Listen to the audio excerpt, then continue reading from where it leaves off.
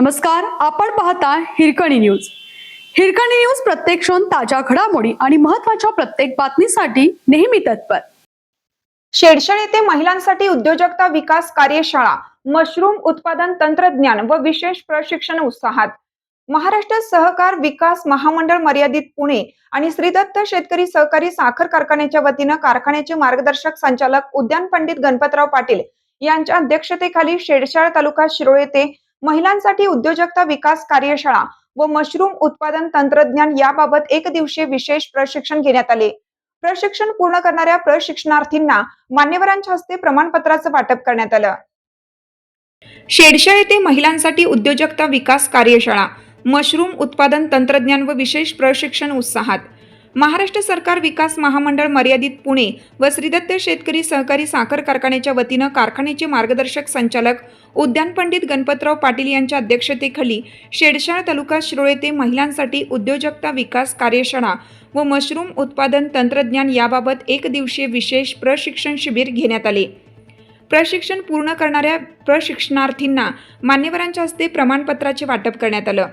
नाशिकचे मशरूम उद्योजक किरण पवार यांनी मशरूम म्हणजे काय, मशरूमच्या विविध प्रजाती, पोषक घटक व औषधी गुणधर्म, विविध प्रकार, मशरूम लागवडीसाठी लागणारे साहित्य आणि उपलब्धता, मशरूम स्पॉन उत्पादन तंत्र, ओयस्टर मशरूम उत्पादन तंत्र, बटन मशरूम उत्पादन तंत्रज्ञान, कंपोस्ट तयार करण्याची पद्धत, मशरूमचे लोकल व ग्लोबल मार्केट डिमांड व प्रक्रियायुक्त उत्पादने यावर मार्गदर्शन केलं. सिद्धार्थ मशरूम रिसर्च सेंटर नाशिकच्या उद्योजिका श्रीमती चेतना पवार यांनी मशरूम व्यवसायातील विविध वाव व संधी, मशरूमवरील कीड व रोग व्यवस्थापन, ग्रेंडिंग, पॅकेजिंग व आवश्यक परवाने, तापमान नियंत्रण कसे करावे, मशरूम उद्योजक यशोगाथा, मशरूम उगवण्याचा कालावधी, तोडण्याची पद्धत, मशरूमचे बेड तयार करण्याची पद्धत, बेड ठेवण्याचे प्रकार, मशरूम तोडण्याच्या पद्धती विषयी विस्तृत अशी माहिती प्रोजेक्टद्वारे दिली.